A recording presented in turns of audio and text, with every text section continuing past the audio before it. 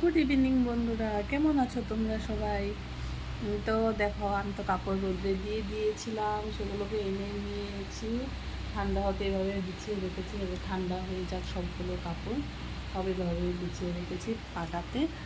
আর আমি সন্ধ্যার পুজো দিয়ে ফেলেছি। গোপাল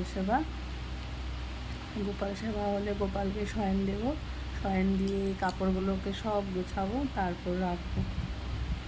এই দেখো আমার কুটুসোনাকে, এখন আমি ওকে ঘুম পাতাবো। ভাইউ ভাইউ, ও বাবা বাবা বাবা, আমার বাবাটা বাবু বাবু, ও বাবু, ও বাবু। দেখো এই ড্রেসটাও আমি হাতে বানিয়েছি, কেমন হয়েছে দেখেছো? এই দেখো, সবাই বলো রাধে রাধে, বাই।